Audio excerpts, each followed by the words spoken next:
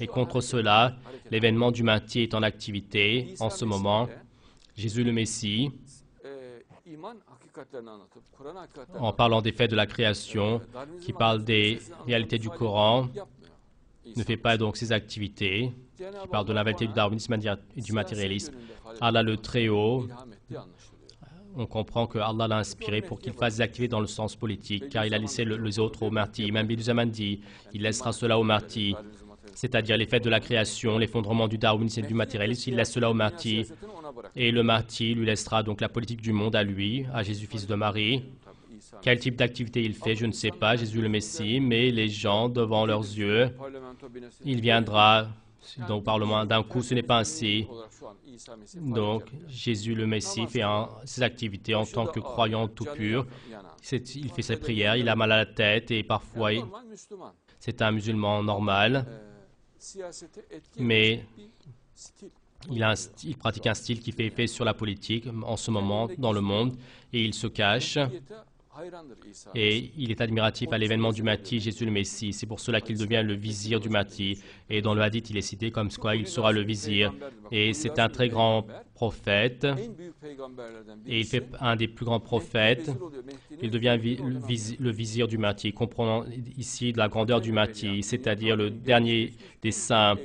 Donc le Mahdi, c'est le plus grand saint de tous les temps jusqu'à ce moment. Allah envoie un des plus grands prophètes, Jésus le Messie, et il fait de celui-ci un auxiliaire du Mahdi, un vizir du Mahdi.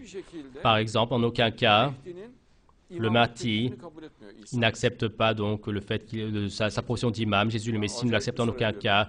Le Mahdi insiste beaucoup et Jésus le Messie n'accepte pas. De toute manière, donc, l'événement du Mahdi, donc même Jésus le Messie, lorsqu'il fait passer le Mahdi à l'imama, il le pose par son dos. Et le fait que le Mahdi accepte l'imam, et encore le fait qu'il accepte d'être le leader du monde, même si c'est par principe, c'est par la pression, il va subir une pression très forte. Par exemple, ils vont dire tous les péchés des musulmans, que cela soit sur son dos, et que toute cette souffrance qu'ils subissent, que cela soit sur son dos. Le Mahdi va dire que moi je suis un serviteur quelconque d'Allah, moi je n'ai pas de telles prétentions, dit-il. Ils disent, toi si tu n'acceptes pas l'imama, toutes ces douleurs, toutes ces souffrances, et tous ces sangs qui coulent, et que le péché de ceci soit sur ton dos. Et même dans un récit, il est dit qu'il va être menacé par principe, donc il va être menacé entre guillemets. Donc le Mahdi ne sera pas réticent de la menace, mais cela vient à ce degré désormais. Mais bien sûr, en fait, concernant donc sa responsabilité spirituelle, ce sont les paroles des musulmans, et à ce moment-là, il l'accepte. Et quand il fait la prière avec Jésus le Messie insiste beaucoup.